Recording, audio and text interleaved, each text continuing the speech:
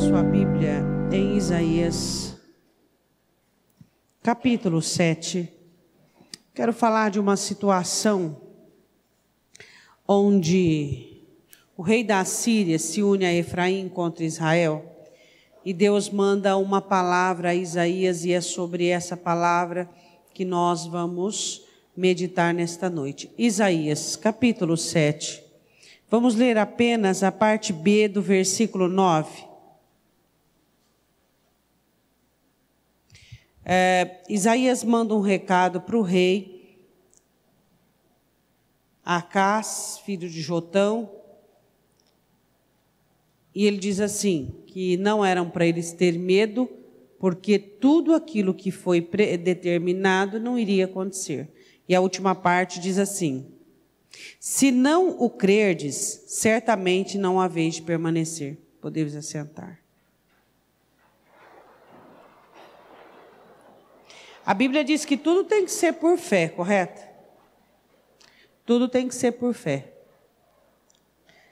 E existem algumas pessoas que elas têm dificuldade de ter fé. Eu acredito que mais do que outras.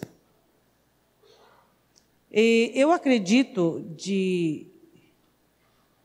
por experiência e por olhar a Escritura, que existem muitas pessoas que têm dificuldade de ter fé porque elas são muito complexas. E a fé é algo muito simples. A fé é você crer. Você unir todas as suas faculdades, você unir tudo aquilo que você espera, tudo aquilo que você acredita, tudo aquilo que você quer em Deus. Isso é fé. E existe muita especulação em cima da fé. Especulações que a maioria delas não chega a lugar algum. A lugar algum.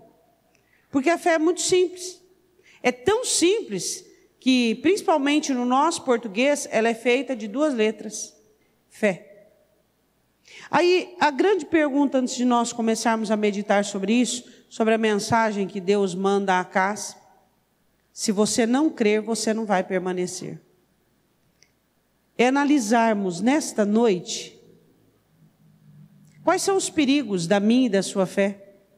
Qual é o tamanho da minha e da sua fé. Eu quero que você vá comigo num exemplo de fé, em 2 Reis, capítulo 7. Eu quero falar sobre as únicas pessoas dirigidas pelo Espírito Santo que foram capazes de ter fé, foram os leprosos.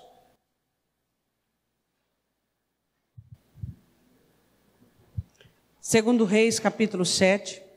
A mesma Síria, só que governantes diferentes, óbvio, estava cercando agora Samaria, capital.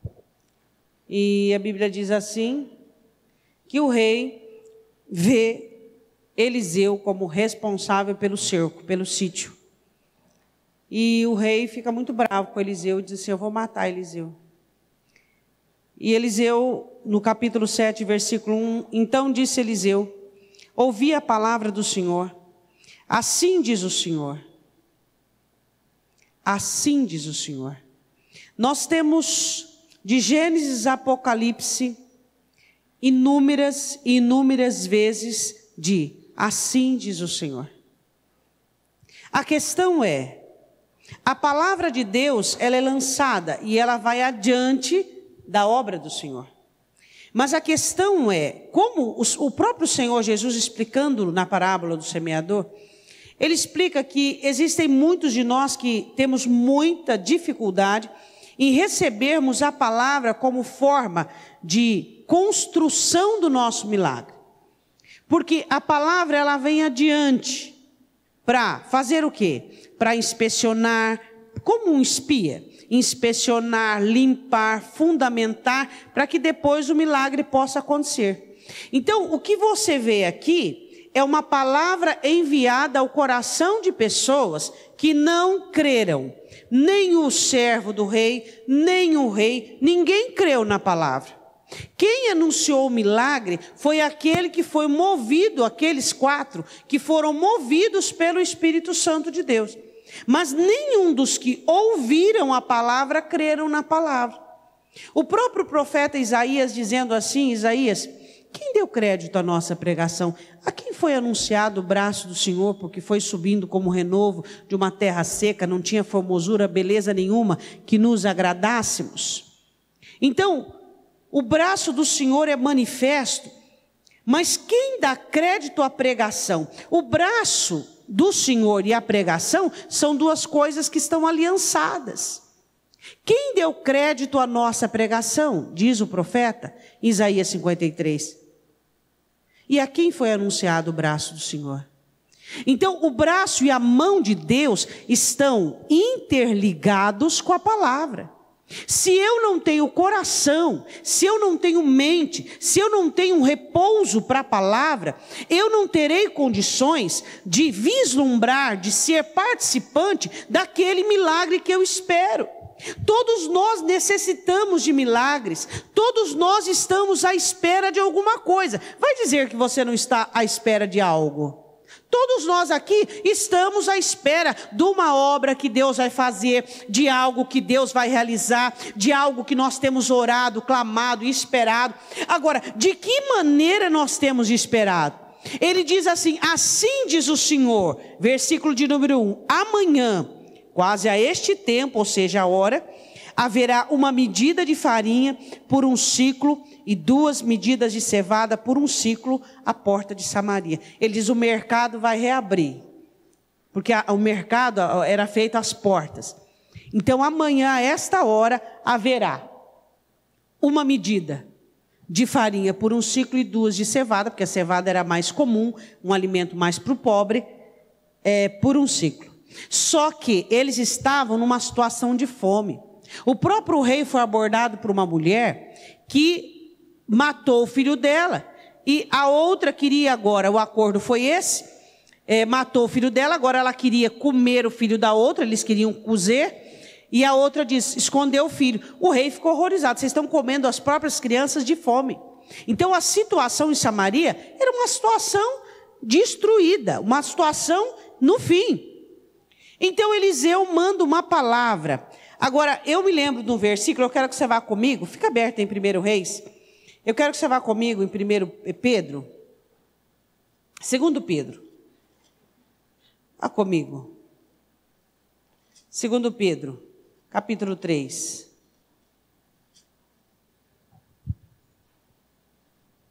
Versículo de número 5. 2 Pedro 3,5, diz assim, ó, Pedro falando sobre a vinda do Senhor Jesus. Olha o que ele fala sobre a palavra. 2 Pedro 3,5. Eles voluntariamente ignoram isto, que pela palavra de Deus, já desde a antiguidade, existiram os céus e a terra, que foi tirada da água e no meio da água subsiste. Então ele está dizendo que tudo foi formado pelo poder da palavra de Deus. Haja. Então, o que é que eu e você precisamos entender nesse tempo de hoje? Que o que nós precisamos é só da palavra de Deus. A palavra de Deus em forma de água para limpar, a palavra de Deus em forma de espada para guerrear contra e ao nosso favor, a palavra de Deus. É o que nós precisamos ter na nossa vida. Mas hoje, nessa situação meia modernizada, nós infelizmente temos nos adequado a situações paralelas. Nós não temos uma fé genuína, simplificada e única na palavra. Ou seja, Deus disse, vai acontecer. Deus me prometeu, e Ele não é homem para que minta, nem filho do homem para que diga e não aconteça. Então o que Pedro diz? Ele diz ainda no versículo abaixo: pelas quais coisas pereceu o mundo de então, coberto com as águas do dilúvio, pela palavra. Tanto o mundo foi tirado das águas pela palavra, quanto o mundo foi imergido pelas águas pela palavra. Aí ele diz assim no versículo 7, mas os céus e a terra que agora existe, pela mesma palavra se reservam como tesouro e se guardam para o fogo, até o dia do juízo e da perdição dos homens. Ou seja, a terra que foi tirada da água pela palavra, que foi submergida pela água, pela palavra, vai ser destruída pelo fogo, pela palavra. O que Pedro está tentando explicar aqui? Que o problema não é a água, nem o fogo. Eles apenas obedecem à palavra. Só a palavra. Volta comigo em 2 Reis. O que o profeta disse? Ele disse o seguinte: haverá um milagre amanhã. Só que quem crê em milagres? Quem crê naquilo que Deus pode fazer? Às vezes o diabo ele trabalha com o cansaço dos homens, com o desespero dos homens, com a ansiedade dos homens, com a crítica dos homens, com o esfriamento dos homens, para que estes próprios homens não consigam mais crer no poder da palavra de Deus. Eu queria que você analisasse um pouquinho a sua fé. A sua fé. Às vezes nós dizemos que temos fé e às vezes nós mesmos ficamos garantidos e achamos que temos fé. Mas eu queria que você analisasse a sua fé por meio disso. Eu tenho crido na palavra. Quando a palavra chega, antes de tudo, eu tenho recebido, eu tenho aberto o coração para ela, eu tenho permitido com que ela venha e vença todas as barreiras, dificuldades e pormenores. Eu tenho permitido que a palavra faça aquilo que ela tem, o efeito que ela deve ter na minha vida, a palavra genuína de Deus. Eu tenho a recebido da forma que ela é digna de ser recebida. Já imaginou se uma pessoa chega na sua casa e você a recebe indevidamente? Ela certamente ficará ofendida. Será que eu e você temos recebido a palavra da maneira digna que ela merece ser tratada? Com toda devoção, com todo crédito, com toda inteireza, com todo o absolutismo que a palavra de Deus espera ser recebida dentro de nós, que nós creiamos na palavra de Deus de uma maneira absoluta, de uma maneira única. A palavra de Deus deve ser aquilo que você mais crê na sua vida, mais do que na sua própria vida. Porque você pode garantir que amanhã estará vivo? Não, mas você pode garantir que nenhuma vírgula, nenhum pingo vai ser tirado da palavra de Deus. Isso você pode garantir. A palavra de Deus, ela é única. Ela é única na minha vida e ela é única na sua vida. E ele diz: amanhã, a esta hora, acontecerá um milagre. Por quê? Porque a prosperidade ela vai voltar para Samaria. Aí o que acontece? O rei estava em pé ouvindo, e o servo do rei estava lá, bem pertinho dele, o rei estava encostado nele. A Bíblia diz assim, que nem o rei não crê, porque não se manifesta, e nem o servo se manifesta. O rei só saiu lucrando porque ficou quieto. A Bíblia diz assim no versículo 2, porém um senhor em cuja mão o rei se encostava, respondeu ao homem de Deus e disse: eis que ainda que o Senhor fizesse janelas no céu, poder-se-ia fazer isso. E ele diz: eis que o verás com os teus olhos, porém disso não comerás. Mesmo que Deus fizesse janelas nos céus, isso poderia acontecer? O que é que você acha muito difícil de acontecer na sua vida? E você está acreditando que é muito difícil e não está acreditando no poder que Deus tem. Porque, convenhamos, que você tem que acreditar em alguma coisa. Esse homem, ele acreditou no quê? Ele acreditou que não ia acontecer. Porque ao invés de nós acreditarmos que não vai dar certo, nós ficarmos comentando, está difícil, o negócio está feio, a coisa está ruim. Por que ao invés de nós usarmos os recursos que nós temos para poder definhar a nossa vida e piorar a nossa situação, por que nós não usamos os recursos que Deus tem nos dado para melhorar a situação para a nossa vida? Às vezes você olha para um crente e você percebe nele uma infelicidade. Você percebe nele uma congestão pela vida. A vida não lhe faz bem. Você já comeu alguma coisa? Você sabe os alimentos que não te faz bem? Conforme você vai envelhecendo, você vai vendo: eu não posso comer isso. Isso eu posso comer de manhã, de noite eu não posso. Não é verdade? Você vai envelhecendo, você vai analisando: isso eu não posso comer, aquilo eu não posso comer. O seu organismo diz para você: não dá mais, eu já estou muito cansado. Não dou conta de digerir isso aí, não. E existem pessoas que para com a vida, elas são da mesma maneira. Parece que a vida causa indigestão nela. ela não consegue trabalhar com a vida, ela não consegue se organizar nas situações que aparecem diante dela. Aparece um problema, ela não tem uma organização, uma dinâmica necessária. Aparece uma situação, um dia comum, vamos lá, até sem problema. Você olha para aquele crente, ele teve um dia comum para ele, mas um dia espetacular para o reino dos céus, porque naquele dia os anjos tiveram que protegê-lo de milícias espirituais. O Espírito Santo teve que combater. Muitas coisas nas regiões celestiais aconteceu, mas para aquele crente foi um dia comum. Ele está lá abatido. Irmão, ninguém morreu na sua casa, numa morte trágica, ninguém ficou doente, foi tudo certinho, não aconteceu nada de importante. Como? Você chegou vivo até a tarde, você chegou bem, protegido, salvo, abençoado, e aí você olha para aquele crente, você nota nele aquele desânimo, aquela apatia, não existe alegria, não existe dinâmica. Existem pessoas que aposentaram da vida, elas já aposentaram da vida, elas não conseguem mais alegrar-se com o comum, alegrar-se, fazer que a vida se torne algo bom para se viver, se torne algo gostoso. Eu gosto muito da passagem de Zaqueu, quando a Bíblia diz que ele recebeu Jesus gostoso. Há quanto tempo que você não recebe mais Jesus gostoso, não recebe mais os milagres dele gostoso? Hoje o seu dia foi maravilhoso. Por quê? Porque o Senhor esteve te protegendo, o Senhor esteve te guardando, te livrando do mal. Isso não é maravilhoso? O porquê as nossas conotações são apenas credenciadas para o lado negativo. Apenas quando acontece uma coisa ruim é que nós ficamos totalmente assustados e nos envolvemos e levantamos. Mas por que o comum não é um milagre? O comum não pode ser um milagre para você? Foi comum para mim, foi comum para você, mas no céu não tem nada de comum. Hoje foi um novo dia. Antes de eu acordar em você, as misericórdias dele já estavam trabalhando para me receber.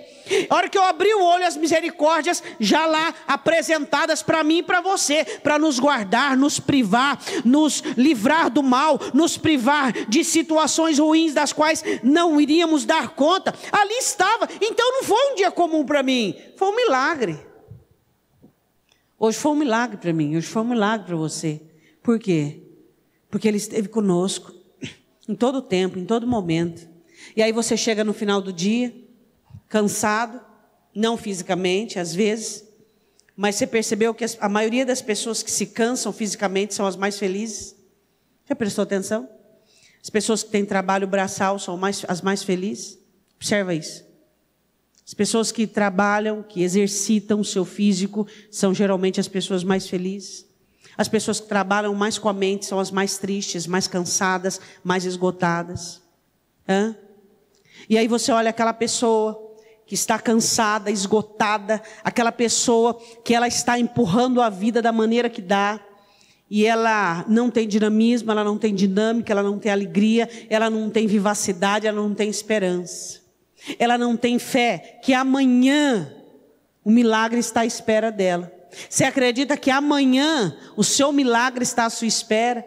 O seu milagre para fazer você sorrir, o seu milagre para fazer você descansar. Não é um milagre você ver uma criança sorrir? Não é um milagre você ver uma criança brincar? Não é um milagre você ver uma criança deitando, dormindo e acordando? Isso é um milagre. Não é um milagre você poder abrir os seus olhos, você poder beber um copo de água, você poder comer o seu alimento, você abrir o seu chuveiro e poder tomar um banho. Existem pessoas que estão dependentes de outras para se banhar, mas para mim e para você, isso não é milagre. Isso é ou não é um milagre? Deixou de ser milagre para você? Você sabe que essas pessoas nunca valorizaram tanto o alimento quando houve falta dele. Eles estavam desesperados porque houve falta. Será que eu e você vamos valorizar as coisas só quando nós vamos perdê-las? Só quando a gente perde a saúde, que a gente precisa de alguém para nos dar banho, que nós vamos valorizar o poder ir e vir. Gente, isso é maravilhoso. Você dizer assim, eu vou ali, você vai. Você vai de a pé, você vai de ônibus, você vai de bicicleta, você vai de carro, você vai de qualquer, mas você vai. Você poder dizer, agora eu vou fazer isso e você faz, isso é uma bênção. Isso é uma bênção, você poder pegar algo e fazer, e dar cabo daquilo, e você conseguir terminar aquilo, e você dizer, Senhor, glória a Deus, aleluia, eu consegui. Isso é um milagre. Agora, pastora, mas isso aí é fé. Isso aí é fé no simples. Isso é fé no comum, que muitos de nós não estamos mais dando valor. Você poder pegar um prato de comida e você poder comer aquela comida, e aquela comida fazer bem para você, e aquela comida poder alimentar o seu corpo, você poder comer com as suas mãos e não precisar que ninguém te dê na boca. Isso é um milagre. É ou não é um milagre? É. Só que, infelizmente, o comum, ele está se tornando frívolo, ele está se tornando descartável. Vou dizer de novo. Esse povo aqui tinha comida todo dia. Só quando faltou, que eles souberam o valor que era o alimento. Todo dia. O Senhor tem te cercado de bênçãos. Todo dia. O Senhor tem te dado coisas inúmeras, milagres na sua vida e na minha. Só que nós não temos tido olhos para enxergar.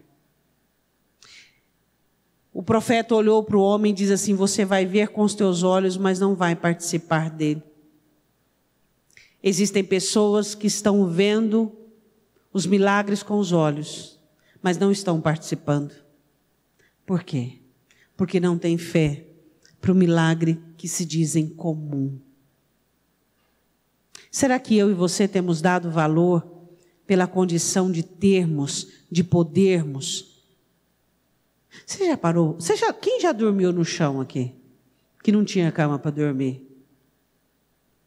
Então, se você tivesse dormido no chão porque você não tivesse cama para dormir, de vez em quando, eu não digo todo dia não, mas você iria deitar na sua cama e você diria, Deus, que lençol limpo, que cama confortável, que travesseiro do meu jeito. E aí? Será que nós precisamos perder coisas para que possamos valorizar? Será que nós precisamos ficar sem para analisarmos?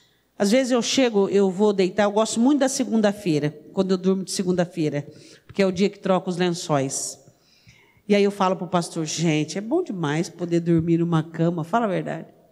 Porque em casa era assim, mudava de casa, não tinha cama para todo mundo, quem ia para o chão? Eu nunca reclamava, nunca falava nada. Eu ia para o chão. E não me importava. Se tivesse algum irmão meu que dormia no chão, eu preferia dormir.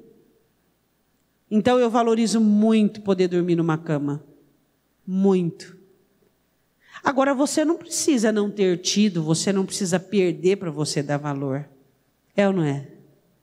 Nós precisamos dar valor naquilo que nós temos, no nosso milagre. Porque às vezes você acha que você precisa tanto. Deus, eu vim aqui porque eu preciso receber. Deus, porque eu preciso alcançar. Deus, mas e o que você já tem? Não serve para te alegrar, para te animar, para te dar vida, para te dar alegria, para falar, Deus, que vida boa que eu tenho. Olha para o teu irmão e fala, que vida boa que eu tenho. Tudo bem que você, não sei se você falou tão animado como deveria, mas a minha vida é muito boa, a sua vida é muito boa. Por quê? Porque Ele está presente, Ele está no alto, Ele está no centro, Ele está por detrás, por diante, Ele está sustentando, Ele está nos respaldando. A nossa vida é uma bênção. Só que o que Satanás tem feito? Ele tem ludibriado, enganado, ensombreado, coberto de trevas. A alegria que Deus quer que eu tenha, ela não pode acontecer amanhã, ela tem que acontecer agora, porque Ele está enviando milagres para mim, desde o momento do ventre de minha mãe, desde o momento do ventre de tua mãe. Eu sou um milagre, você é um milagre, tudo que nós temos é um milagre. Agora nós ficamos esperando algum acontecimento isolado, do qual nós aguardamos para ficarmos felizes, para darmos glória a Deus, sendo que o mandamento é, alegrai-vos no Senhor. Novamente vos digo, alegrai-vos no Senhor. Onde está a nossa alegria? Dínamo. A alegria dinamiza a alma. A alegria dinamiza a alma. A alegria traz dinâmica, a alegria dá força, a alegria traz planos, a alegria dá criatividade. Pessoas felizes são criativas. Pessoas felizes são pessoas descansadas. Precisamos ser mais felizes, aprendermos a viver um dia de cada vez. Deus falou que vai fazer? Acabou, Ele vai fazer. Eu não sei quando, mas Ele vai fazer. Agora, Senhor, então só o dia que o Senhor fizer eu vou me alegrar, porque até lá eu vou ficar chorando. Quê? A palavra não basta para que eu fique contente e alegre e dizer, Deus vai fazer, Ele falou que vai fazer, e Ele vai fazer, porque Ele não é homem para que minta, nem filho do homem para que diga e não aconteça. Ele vai fazer, e todas as coisas estão debaixo do domínio dEle. Ele é soberano, e Ele disse que vai fazer, eu vou me alegrar, é agora. Essa palavra não serviu para alegrar o rei, e nem para alegrar o servo do rei, ao contrário. O servo disse, eu não creio, nem que se fizesse janelas nos céus. Deus não faz janelas nos céus. O céu é um céu de portas, portas abertas sobre aqueles que creem, sobre aqueles que confiam, sobre aqueles que acreditam em Deus. Se eu não tiver fé, se você não tiver fé, o que vai acontecer quando Jesus voltar? Quando vier o Filho do Homem, foi algo que ele lançou uma interrogação: achará porventura fé na terra? Agora, explica para mim como é que você condiciona fé com tristeza, fé com desespero, fé com ansiedade, fé com desânimo. Não condiciona, não dá certo. Fé é com alegria, é com ânimo, é com entusiasmo. Oh, glória a Deus, eu estou vivo, eu acordei. Todos os dias de manhã eu gosto muito de ouvir uma voz. Todos os dias eu faço questão de ouvir uma voz pela manhã. E é a voz da minha mãe. Eu ligo para ela, deixo ela dormir um pouquinho, eu ligo para ela. Benção, mãe. Deus te abençoe, minha filha. E aí, como é que a senhora está? Eu estou ótima. Estou ótima. Estou aqui com o meu joelho doendo, mas estou ótima. Melhor com ele doendo do que sem ele, né, filha? Tem muita gente que não tem, né, filha? É mesmo, mãe, é mesmo. Todo dia ela está ótima. Todo dia ela está ótima. Todo dia ela está ótima. E ela não tem o conhecimento que muitos de vocês têm.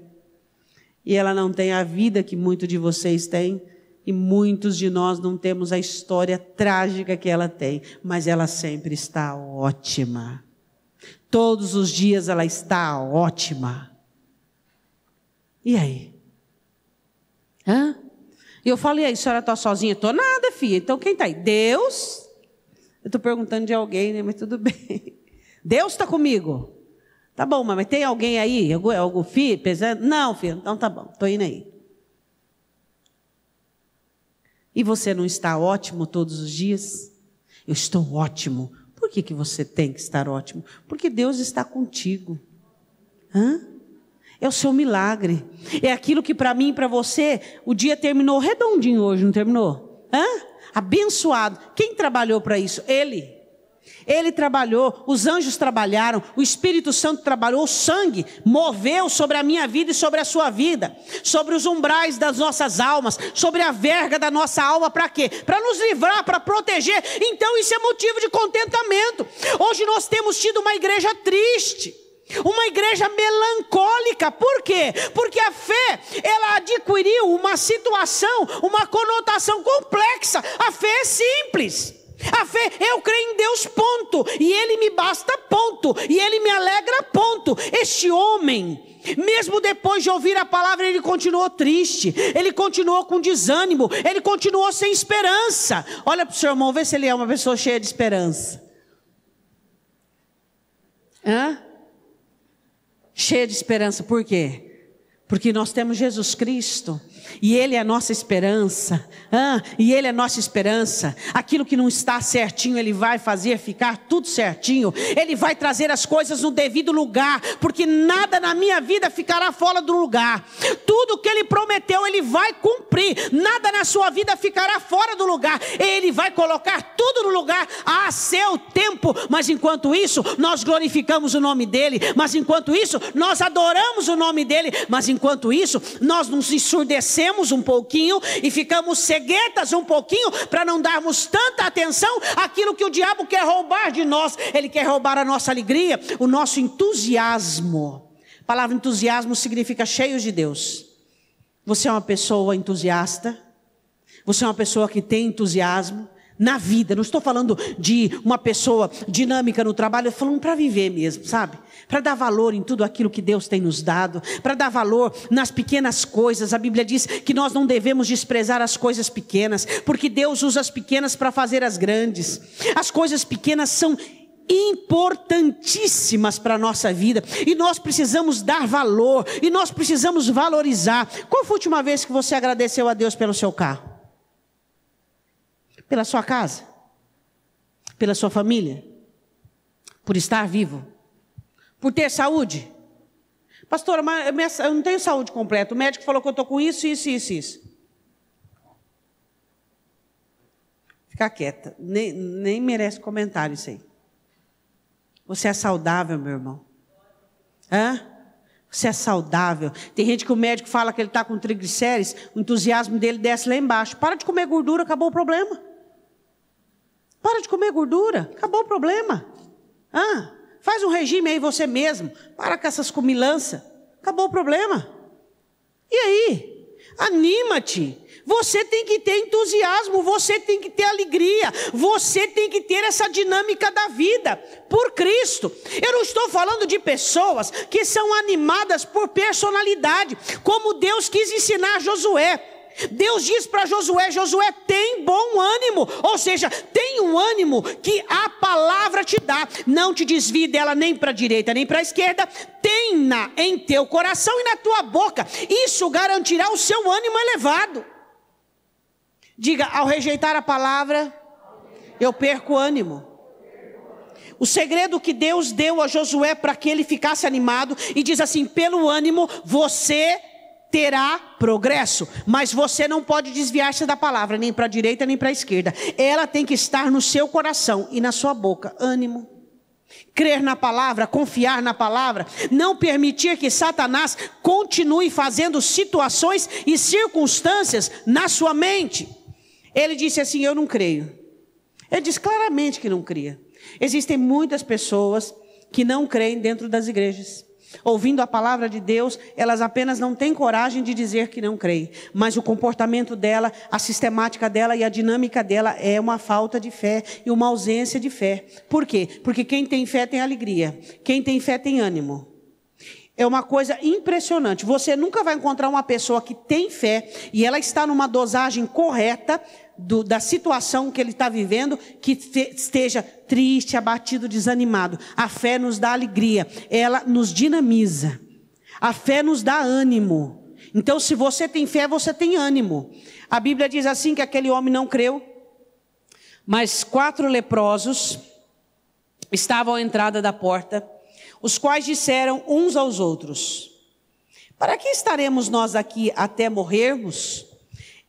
Os leprosos estavam fora, porque essa era a resolução desde sempre da palavra, para não existir contaminação, e eles iam morrer de todo jeito. Se dentro da cidade não tinha comida, fora não tinha. Queria que você entendesse uma coisa: 4 leprosos estavam fora da cidade de Samaria, iriam morrer ali, de fome. Eles pensaram o seguinte, presta atenção, tá? A palavra de Deus não foi dirigida para eles, eles não tiveram um assento especial para ouvir a palavra. Eles raciocinaram o seguinte: se nós ficarmos aqui, nós vamos morrer. Se nós entrarmos na cidade, vamos morrer também de fome. Se nós irmos para o arraial dos sírios, nós vamos morrer, porque se eles nos matar, se eles não nos matar, então, já que nós estamos aqui, vamos lá, porque lá tem comida. O que aqueles homens tinham? Eles tinham alguma promessa? Não. Eles tinham alguma palavra direcionada a eles? Não. O que eles tinham? Fome. Mas os outros também tinham fome.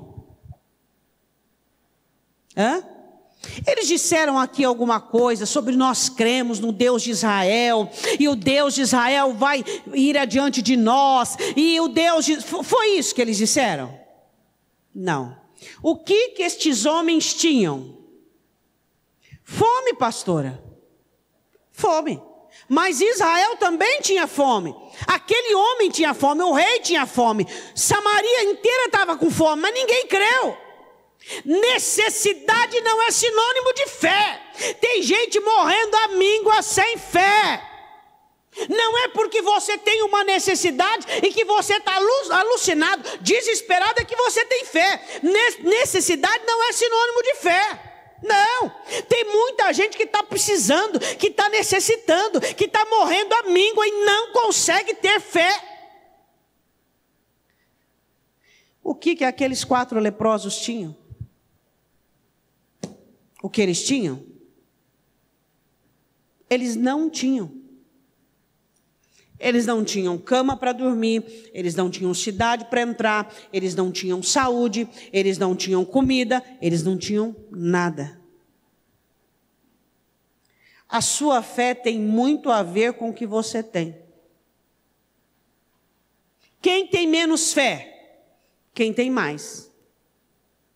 Eu não falo de ter de posse, eu falo de ter no coração. Quem tem muito, que possui, que coloca o coração, que depende, tem menos fé. Eles não tinham nada. Eles não tinham saúde, eles não tinham cidade, eles não tinham cama, eles não tinham nada. Ué, o que pode acontecer com nós? Morrer? Já estamos sentenciados à morte mesmo. Então, se a gente morre, morre de barriga cheia. Ou então morre ousando. Ou então morre acreditando. Ou então morre fazendo alguma coisa. O que eles não tinham nada. Esse é o nosso problema. O segundo que eu estou dizendo esta noite, primeira coisa que eu disse essa noite, que a inversão de valores tem tirado a nossa noção de milagre, e por isso a nossa fé tem sido diminuída, porque nós não temos visto o milagre naquilo que Deus tem feito por nós, no comum. Segundo, nós temos a mania de recorrermos a tudo, ao anador, o que mais? Anador, uns gostam de... muito nome de remédio, eu não sou boa para isso. Depois Jesus, depois ora. Tudo é um remédio, depois ora. Tudo é a solução dele, depois ora. Ninguém ora mais, irmão. Ele está com dor, ele não vai orar. Ele, o remédio para dentro. Eu não sou contra você tomar remédio. Você pode acabar com o teu rim tomando remédio. Isso é uma coisa sua. Agora a questão é, nisso tão pequeno você vê que se você não recorre ao Senhor numa dor, você vai recorrer a Ele num problema grande? Não vai recorrer, porque é nas pequenas coisas que nós analisamos o contexto da nossa fé. Você tem recurso, você fala, se não der certo desse jeito, eu faço do outro. Não, você fala, Senhor, eu quero que dê certo da primeira vez, porque eu dependo de Ti. Eu tenho que ser uma pessoa certeira, eu tenho que ser uma pessoa que saiba fazer as coisas. Mas aquele que confia no recurso, ele fala, eu posso fazer 10, 500 vezes, eu tenho recurso para isso. Mas e a sua fé? Se ela é negligenciada, ela vai sumir, desaparecer. A fé é crescente, quanto mais você faz uso dela, mais ela cresce. Mas o que acontece? Acontece que nós colocamos o que é a nossa segurança nos nossos recursos, naquilo que nós possuímos. É isso. Vou orar para Deus me curar porque tem remédio. Por que eu vou pedir para Deus me curar? Já parou para pensar nisso aí? O justo viveria da fé. A fé é combustível de vida, mas também a incredulidade também é. Mas não dá uma vida com abundância, mas dá uma vida de cativeiro, uma vida de miséria, de mediocridade. A fé nos sustenta, a fé nos socorre, a fé é aquilo que tem que existir dentro do nosso coração e fazer valer a dinâmica da nossa vida. Pastora, mas eu tenho recurso, Deus me deu, eu sei, e Deus também sabe, mas Ele não quer que você dependa do que Ele te deu, Ele quer que você dependa dEle. É dele que você tem que depender. Vai fazer um negócio, faz um negócio 500 vezes. Não dá certo 500, mas tem recurso. Não deu certo, eu paguei, eu pago de novo. Orou antes, não pediu direção, não ora mais para fazer as coisas, não busca mais direção de Deus, não fala mais com o Senhor, não chama o Senhor para dentro da situação, não ora. Não pede direção de Deus. E aí quer que as coisas deem certo. Que jeito que vai dar certo? Aí nós dizemos que nós temos fé. Quando é que nós temos fé, irmãos?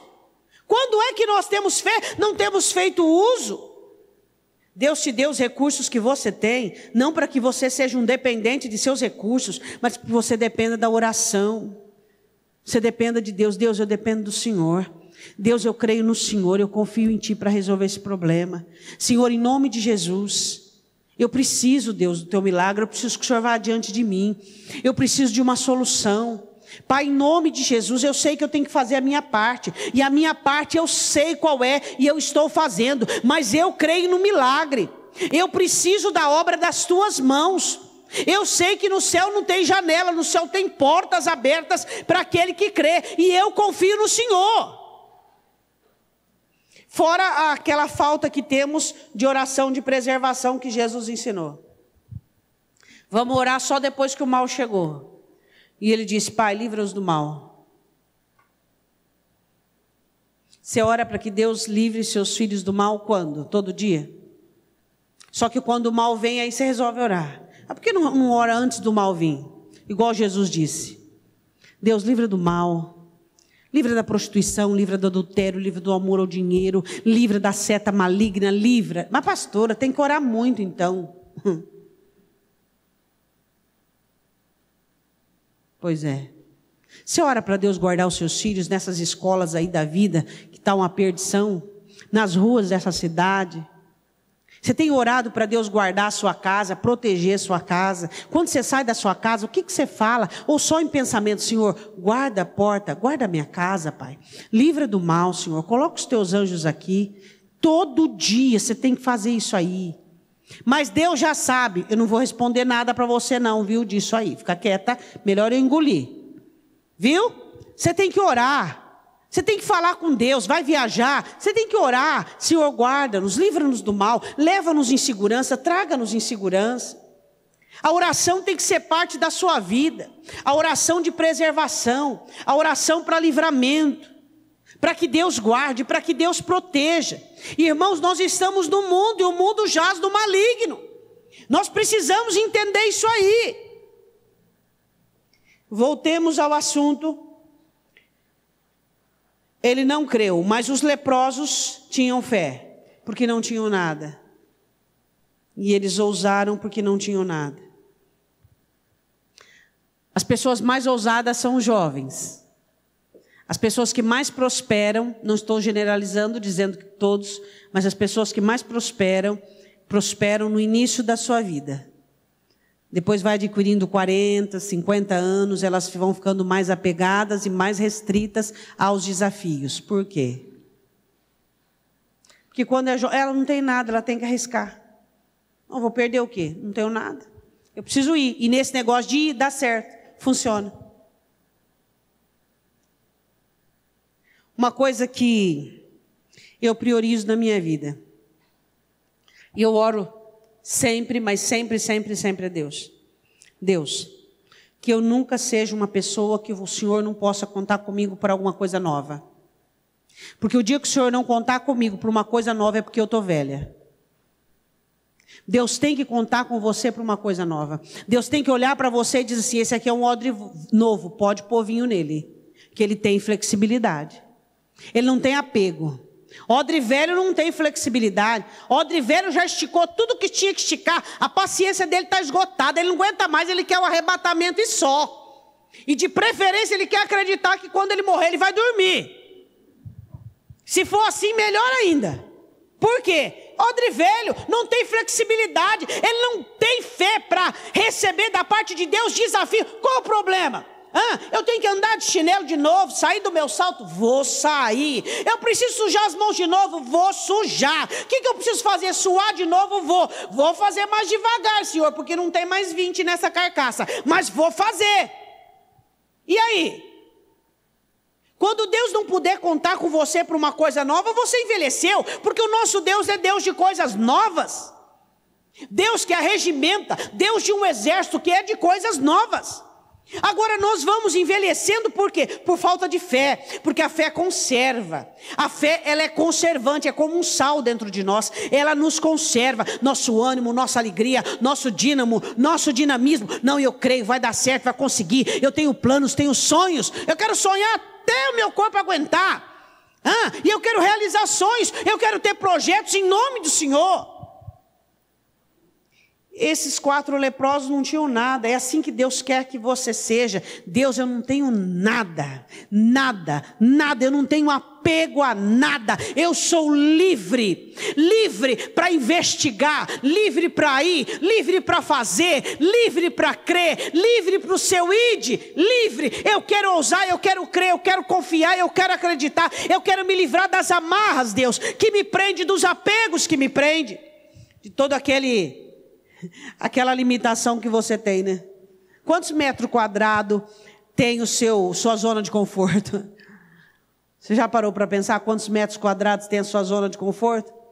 Essa zona de conforto pode ser muito bem uma limitação satânica, onde o diabo diz, você pode ir até aqui, não pode mais. Por que eu não posso? Porque você não tem fé, ele diz. Eu tenho fé. A partir de agora eu tenho fé, eu vou usar, eu vou acreditar, e eu quero o que Deus tem para a minha vida. Eu quero o que Deus tem para mim. Eu não quero mais ficar preso. Eu não quero. Eles não ficaram. O que eles fizeram? Todo jeito nós vamos morrer? Então vamos. Chegaram lá, o que aconteceu? O acampamento dos sírios estavam todos vazios e cheios de despojos. Eles falaram, gente, mas isso aqui é um céu na terra.